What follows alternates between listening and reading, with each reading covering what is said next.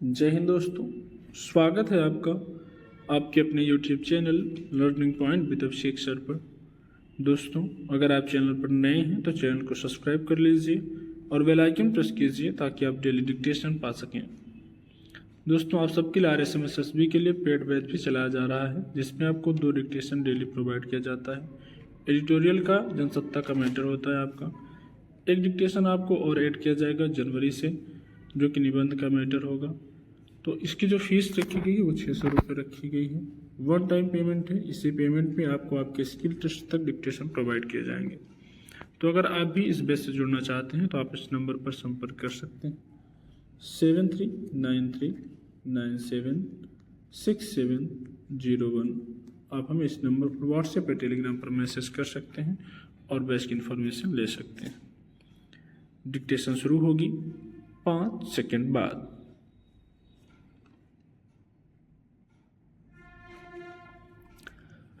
अपने पड़ोसी देशों के साथ संबंधों को सहज और शांतिपूर्ण रखने के लिए भारत ने न केवल अपनी ओर से हर स्तर पर पहल की है, बल्कि कई बार विपरीत स्थितियों में भी सकारात्मक रुख दिखाया है। मगर लंबे समय से पाकिस्तान और चीन के रवैये की वजह से सीमा पर अक्सर तनाव और टकराव के हालात पैदा होते रहे हैं और उसके लिए कौन जिम्मेदार रहा है वह अब दुनिया जानती है।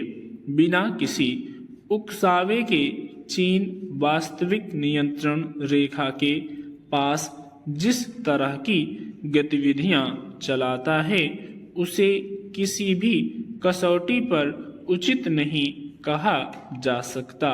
भारत कूटनीतिक स्तर पर इस मसले को अक्सर उठाता रहा है। समय समय पर होने वाली बातचीत के बाद कुछ समय तक सीमा पर शांति की स्थिति दिखती है, मगर फिर चीन की ओर से कोई ना कोई ऐसी गतिविधि शुरू हो जाती है जिससे उसकी मंशा पर संदेह होता है।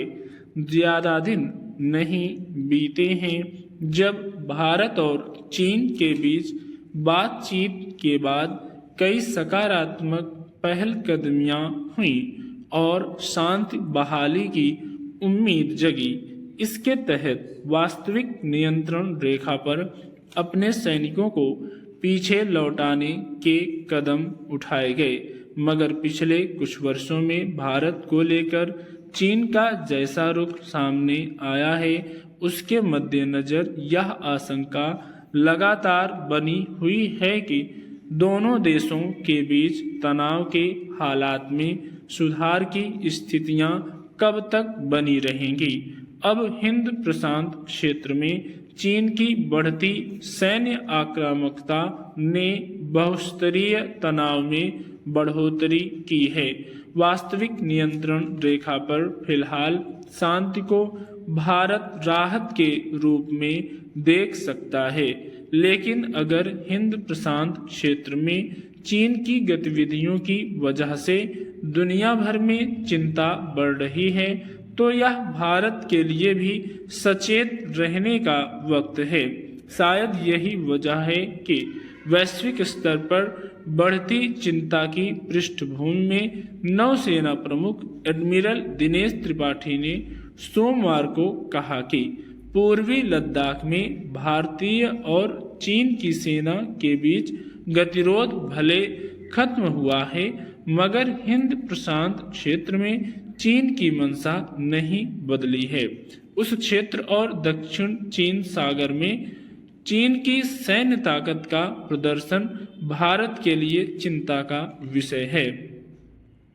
यह हकीकत है कि अंतर्राष्ट्रीय स्तर पर चीन खुद को इस रूप में पेश कर रहा है जिसमें उसे दुनिया की सबसे बड़ी शक्ति के तौर पर देखा माना जाए। यह उसकी अपनी स्थितियों के अनुकूल हो सकता है, लेकिन इस क्रम में वह अपने पड़ोसी देशों की संप्रभुता का हनन या उनके सामने जोखिम पैदा करके करना चाहता है तो यह हर लिहाज से गलत है। खासकर भारत को लेकर चीन का रवैया अब तक भरोसेमंद नहीं रहा है। अक्सर भारत और चीन के बीच बातचीत में वास्तविक नियंत्रण रेखा पर शांति कायम रखने और एक दूसरे के क्षेत्र में किसी भी तरह की गतिविधियां या दखल अंदाजी न करने पर सहमति बनती है, मगर कुछ समय बाद चीन के पांव फिर बहकने लगते हैं। सवाल है कि अरुणाचल प्रदेश में उसकी गतिविधियों को किस रूप में देखा जाएगा और उसके क्या कारण हैं। भारत अगर सीमा से संबंधित विवाद के सभी प्रश्नों का हल करना चाहता है तो चीन को इस पर सकारात्मक प्रतिक्रिया देनी चाहिए और अपनी ईमानदार इच्छा शक्ति के साथ शांति के लिए बनी सहमति पर अमल करना चाहिए। डॉलर के मुकाबले रुपए की कीमत में गिरावट से अर्थव्यवस्था को एक और झटका लगा है। चालू वित्त वर्ष की दूसरी तिमाही में सकल घरेलू उत्पाद घटकर 5.4% पर आ गया। उसमें सबसे बुरी गत विनिर्माण और 8 प्रमुख औद्योगिक क्षेत्रों की रही। थोक और खुदरा महंगाई अपने उच्च स्तर पर बनी हुई हैं। विदेशी मुद्रा भंडार लगातार कम हो रहा है। ऐसे में डॉलर के मुकाबले रुपए की कीमत अब तक के सर्वाधिक निचले स्तर 84.76 पर पहुंच जाने से स्वाभाविक ही चिंता बढ़ गई है। रुपए की कीमत गिरने का असर सीधे सीधे आम उपभोक्ता की जेब पर पड़ता है। पहले ही लोग महंगाई की मार झेल रहे हैं, अब यह और बढ़ जाएगी, इसलिए कि कच्चे तेल से लेकर खाने के तेल, दवाओं के लिए कच्चा माल आदि बहुत कुछ बाहर से मंगाना पड़ता है, जिसका भुगतान डॉलर में करना पड़ता है।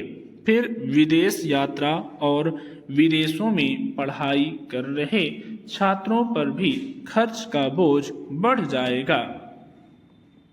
रुपए की कीमत गिरने की बड़ी वजह फिलहाल डॉलर के मजबूत होने और नवनिर्वाचित अमेरिकी राष्ट्रपति डोनाल्ड ट्रंप की ब्रिक्स देशों को डॉलर का उपयोग न करने पर 100% शुल्क लगाने की चेतावनी बताई जा रही है। पर लंबे समय से रुपए की कीमत में नरमी का रुख बना हुआ है। कहा जा रहा था कि सरकार विदेशी मुद्रा भंडार के जरिए इस नरमी को कम करने का प्रयास करती रही, मगर नाकाम साबित हुई है। इसकी एक वजह बढ़ती महंगाई है, जो रिजर्व बैंक के ऊंची रेपो दर लागू करने के बावजूद काबू में नहीं आ रही। फिर जब से अमेरिकी डॉलर मजबूत होना शुरू हुआ है और ट्रंप राष्ट्रपति चुने गए हैं, विदेशी निवेशकों ने भारत से अमेरिका की तरफ रुख कर लिया है। निर्यात में बढ़ोतरी लाना सरकार के सामने बड़ी चुनौती है, मगर फिर भी हकीकत से आंखें चुराने की कोशिश ही देखी जाती है।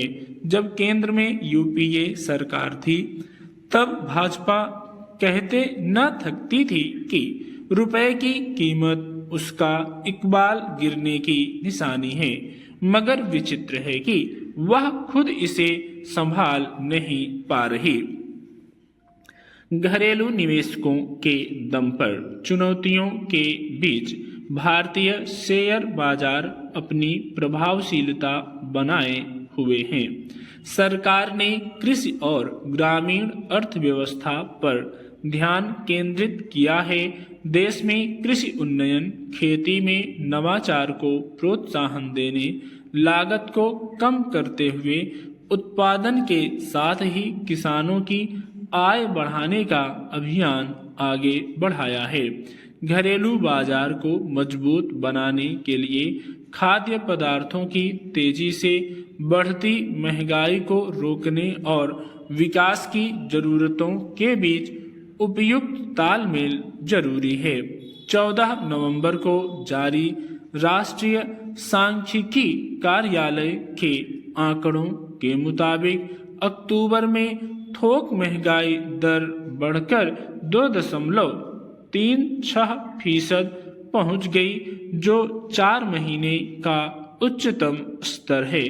बीते महीने खाद्य पदार्थों, विशेष रूप से सब्जियों और विनिर्मित वस्तुएं महंगी हो गई हैं। जिन राज्यों में महंगाई सबसे ज्यादा बढ़ी है उनमें छत्तीसगढ़, बिहार, ओडिशा, उत्तर प्रदेश और मध्य प्रदेश प्रमुख हैं। स्टॉप।